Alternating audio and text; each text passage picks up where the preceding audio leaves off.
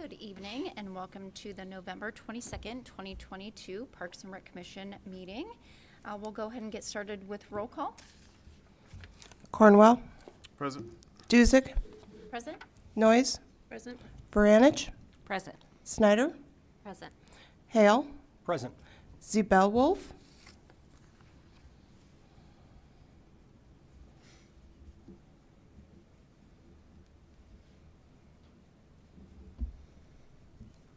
All right, we'll go ahead and stand for the Pledge of Allegiance.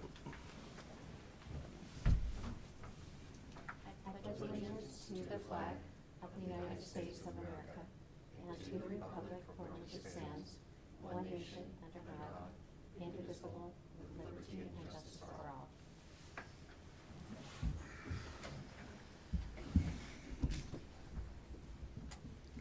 All right, we'll go ahead and get started. Are there any amendments to the agenda for last month? There are none. All right. Ceremonies, announcements, appointments, and presentations. It sounds like we are receiving an update today on staffing and introductions. Well, I will do a quick start off on that. As we've talked about, staffing has been an issue for us, but we're proud to say and happy to say that we have all our full-time staff hired. There's been a number of people hired since you last had a staff introduction, so we wanted to at least let you know some names with it. We have one staff member who's here because they're salaried. Other ones, have other obligations and stuff. So we'll kind of talk about them. Urban forestry, we've had no additions since your last introduction. Cemetery, we do have a new person, Haas Ludiker, and he's one of our seasonals. So we added. With the budget process, we were able to add a third person with that, just the sheer volume of what we've seen increase in there and the sales offset it. So we did add that person. Brian will cover his and then Tracy hers. Perfect. So one of our individuals that I'm going to mention did make it to our last staff introduction that happened at the workshop over at Black Bay Depot. Joe Barber was there for that, but his start day was after that period of time. He was in his 1 month of layoff that he had to have prior to coming on full time because he was a seasonal park worker for us for 4 seasons. Haas also, the cemetery worker, worked for us seasonally for a couple of years, so it was great to see those 2 individuals be able to move into full-time jobs and gain the skills necessary here as seasonal to be ready to move into those full-time roles as they moved along.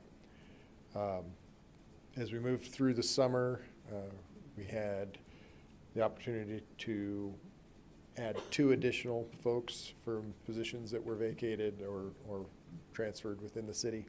And at the 1st of July, into June and 1st of July, we brought on James Daly, who was a custodian at the high school, and he came on full-time beginning of June. And then Jessica Douglas, who had worked at the county at the solid waste transfer station as a manager there previously, and then at Buck Knives working as their kind of back office floor manager for a while.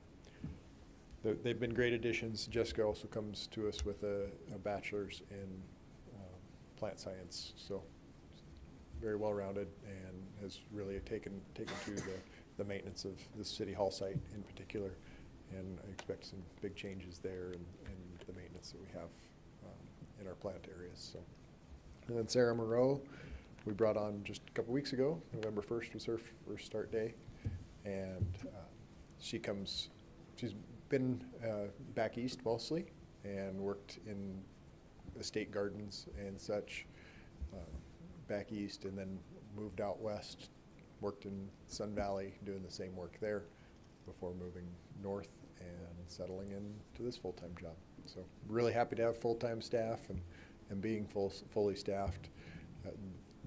Sarah's position was a newly allocated position for this year as well. So excited to have everybody on board. Exciting.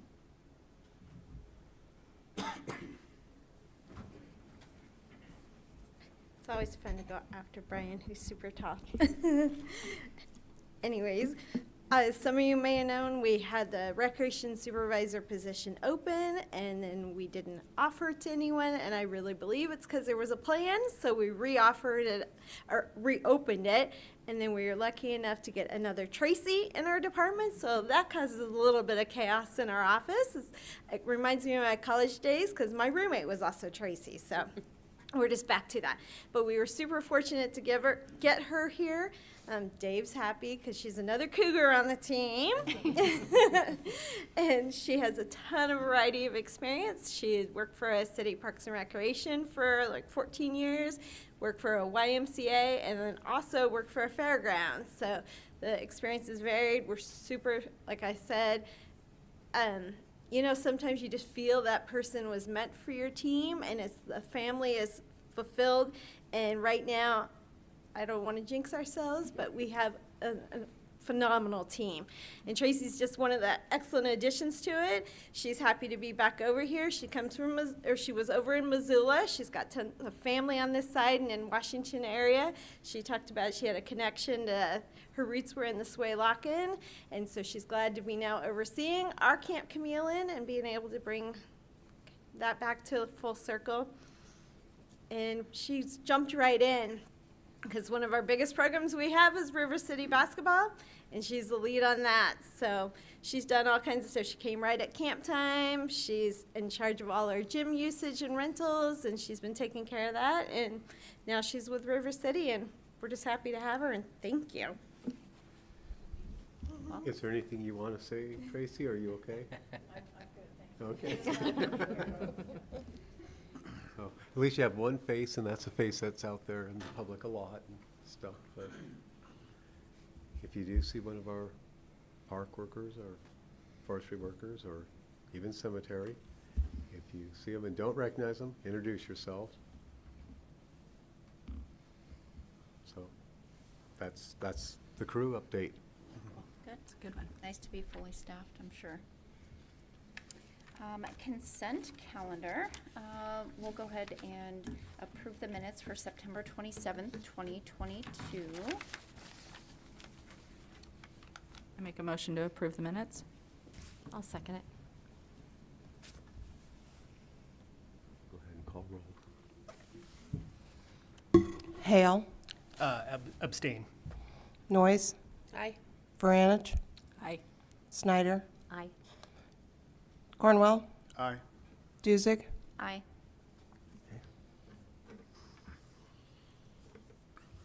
Citizen issues today? Any? Hearing Okay. none? If none? Unfinished old business. We'll start with Black Bay update. Good evening, Robbie Quinn, Parks Planner.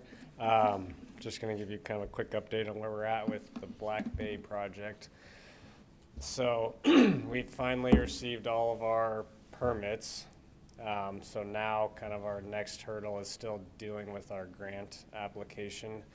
So the main issue is the requirement for the Land and Water Conservation Fund is everything that they're funding has to be within our ownership. And because there's the boardwalk that goes over the water, they aren't wanting to fund that portion of it since we don't own the water or the land under the water. And so we're kind of trying to work through how we can still get the funding. So we're working with our consultant Civitas to kind of break out the estimates so they remove everything that's below the high water mark and kind of see where we're at with those numbers. If we still can qualify for the grant, we still have to kind of work through some of that stuff with our state representatives. So still some things to figure out, but a couple other updates on the costing. We did receive revised estimates from our consultants since the original ones were from 2020 now, almost basically 2 years, because that was in December. And we've seen a 38% increase in those numbers. So now the estimate is about 2.4, where we were 1.7 originally. So again, just some things we got to work through and try to figure out how to best approach it and still qualify for our grant funding. I think a couple things on that, just so you understand. There's been a lot of changes in the National Park Service with that, and Department of Interior. They've had a lot of new people, so some of the things that are considered standard. So having property that goes over the, or a dock system or anything going over the water is not new. But how it's being interpreted with new staff, a whole new change in that, they're very much following exactly what the book said. Doesn't mean that it made sense, but that's a change that we're dealing with. It's slowed the process down. It's made it more difficult. But we're working through it. The cost escalations, that's the nature of life right now. There is nothing out there that I know of that costs less than it did 2 years ago. Not only is it an issue of the cost going up, but it's even getting the items that you need. The cost increase there is simply an estimate. Until we have a bid, we don't know. It could come in even higher. It could come in lower.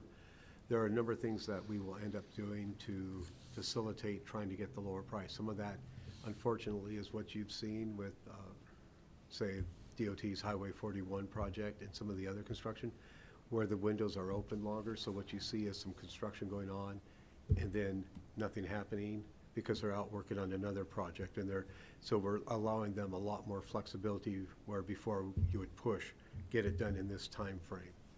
That's one way to control costs. The other thing that's happened within all federal related grants is the Buy American, Build American. Build America, Buy America, Build America. Yeah. So that means everything has to be sourced from the U.S. If it's not, you have to show that it's a one-of-a-kind item. I think we've gone through most of that, and that's taken care of. There was a section of some furnishings and custom stuff that we pulled out. Or found alternate products. The reality is that change was less than 13,000 difference. So a lot of those sources, but it's still getting all the paperwork together and making sure that all the suppliers can produce the proper documents. So a lot of things have changed, and we will try and facilitate that process with whoever bids on it, and we'll help them work through it. But we know we have to get it going. When do you hope to have it ready for bid? Well, I think our hope is still to put it out to bid this winter so we can, like I say, hopefully start early spring when the water's still down and be able to do all the erosion control that we have planned. If we end up missing that window, then we'd probably just flip some things. So hopefully still start this summer with the above land work, and then next fall, winter, do the in-bay work, which isn't ideal to do it that way, but if that's what we're left to do, then that's what we'll do. Yeah. And I'm probably off on these numbers, and Robbie will correct me, but I figure about 2/3 of our project cost for this first phase truly is that bay restoration and the boardwalk. So we're not looking at a lot of stuff above into the, the entry plaza. We already have the vault toilet in there, some of the beach work, lawn work.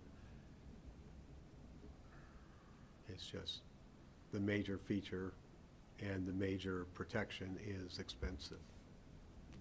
So, any other questions? Okay.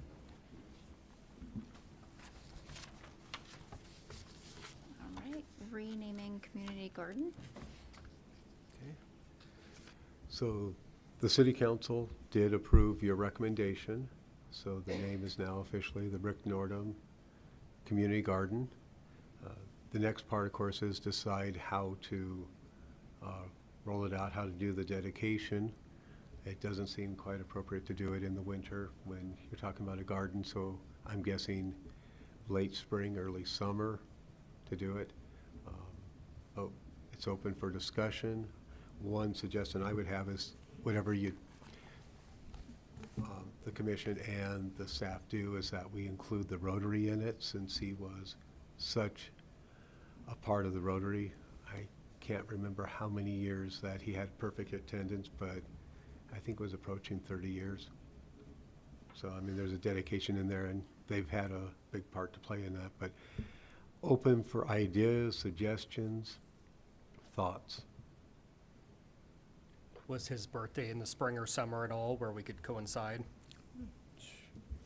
I should know that, and I don't. But I will find out.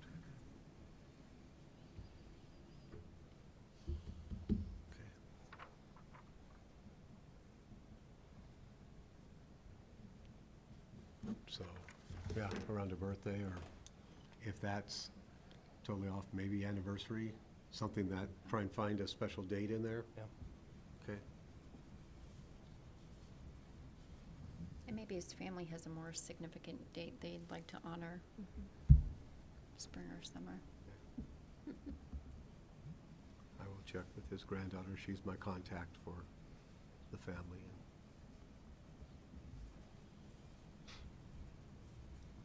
Any other thoughts as far as, I figure the location would be at the building down there.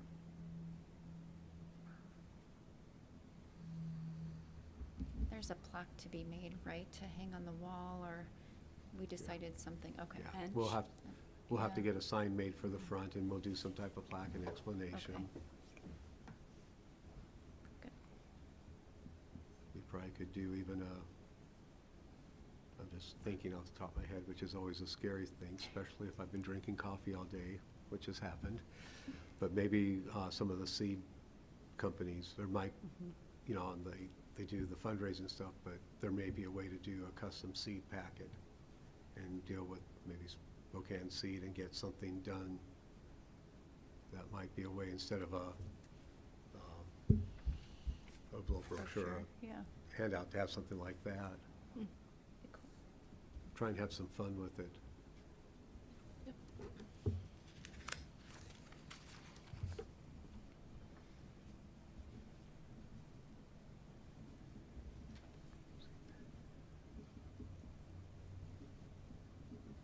I can help with some of that planning if you Okay. need help as we get closer. Perfect. Any other thoughts or ideas?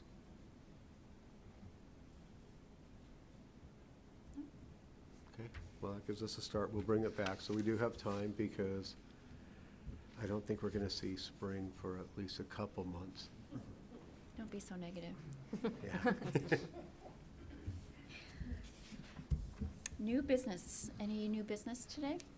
No? No?